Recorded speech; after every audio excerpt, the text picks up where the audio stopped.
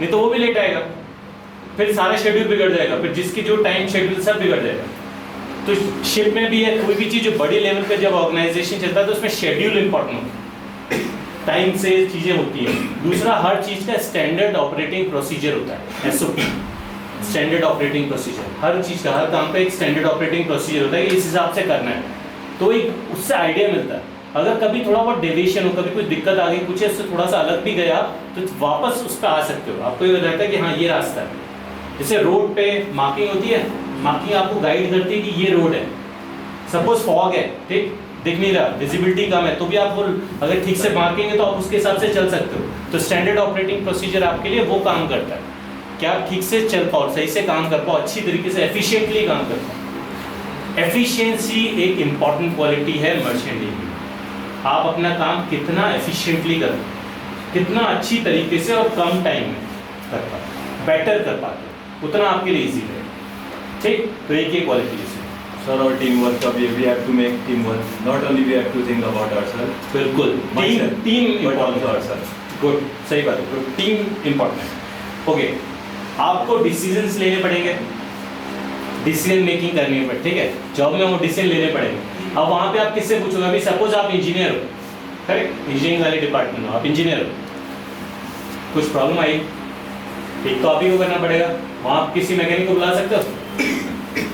आप ही उसी काम के लिए हो, करेक्ट। तो कुछ इश्यू आए तो आप ही को रिजॉल्व करना पड़ेगा, तो डिसीजन आपको लेना पड़ेगा। अब जब डिसीजन लेते हैं, डिसीजन में हमेशा जो हायर अथॉरिटीज होती हैं उनको इन्फॉर्म किया जाता है जब बड़े डिसीजन होते हैं। अपने लेवल पे कोई चीज़ मैनेज करनी है, अभी सपोज उन्होंने बोला कि भाई आपको ये जनरेटर सेट ये देखना है, इसका जनरेटर रूम आपको हैंडल करना है, ठीक है, उसकी जिम्मेदारी आपकी है। लेकिन अगर जनरेटर के अलावा कहीं और किसी और डिपार्टमेंट में कुछ पड़ रहा है, कहीं और चीज़ है, तो हायर अथॉरिटीज को इन्फॉर्म करोगे। ओके, तो इसमें डिसीजन मेकिंग एक इंपॉर्टेंट क्वालिटी है।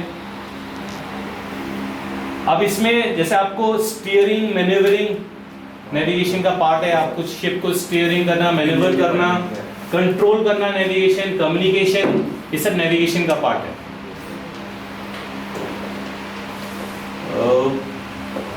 ओके, अगेन आप उस टीम का हिस्सा होगे जो कि स्किल्ड है। जब हम बोलते हैं आप स्किल्ड हो या आपने ये स्किल हासिल की है, ये स्किल डेवलप की है, तो स्किल का मीनिंग क्या समझे?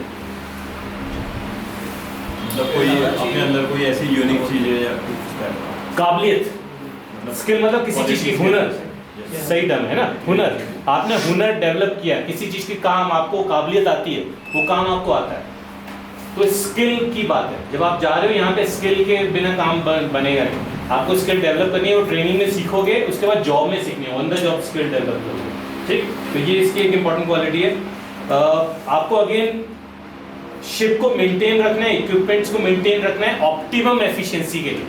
ऑप्टिमम का मतलब है मैक्सिमम पॉसिबल, मैक्सिमम भी नहीं, ऑप्टिमम मतलब आप ज़्यादातर उसकी कितना बेस्ट यूज ले सकते हो, ठीक, मशीन्स का, शिप का बेस्ट यूज कितना अच्छी तरीके से कर सकते हो, वो आपसे एक्सपेक्टेड होता है नेविगेशन। अभी इंजीनियर ऑफिसर का आप बताओ क्या क्या क्या रिक्वायरमेंट है?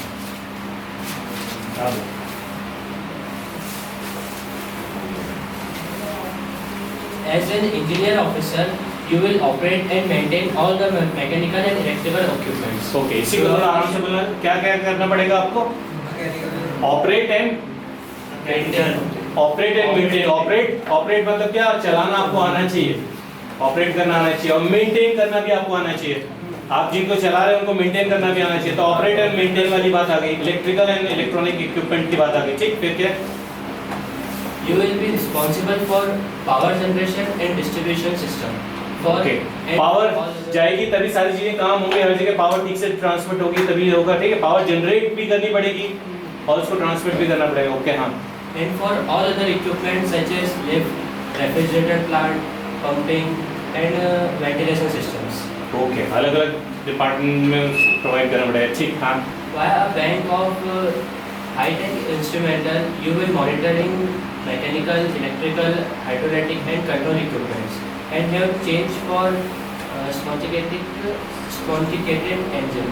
ओके, अभी मैं ये जो आपको मैं बता रहा हूँ ना, आप अगर आप में से अभी कल जैसे एंग्लो ईस्टर्न में जा रहे हो, रिटर्न देने जा रहे हो और इंटरव्यू भी है, करेक्ट, किसी भी जगह चाहे वो ट्रेनिंग इंस्टीट्यूट हो या जॉब में जा रहे हो, आप उसकी वेबसाइट चेक करें। ये इनकी वेबसाइट पे है, या एंग्लो ईस्टर्न की वेबसाइट पे। मुझे सर ने जैसे ऐसे ही बोला कि आपका 1 घंटे का मुझे सेशन लेना है, तो मैंने जैसे ऐसी वेबसाइट सर्च की, उनकी वेबसाइट पे दिया उन्होंने डिटेल्स। मैं मर्चेंट नेवी का बंदा नहीं, ठीक, मुझे मर्चेंट नेवी के बारे में ज़्यादा नहीं पता, लेकिन मुझे जॉब के बारे में पता है, 15 ईयर्स का एक्सपीरियंस। तो ये उन्होंने रिक्वायरमेंट वहाँ अपनी खुद लिखी हुई है। तो अगर आप जा रहे हो और वहाँ उन्होंने बोला ओके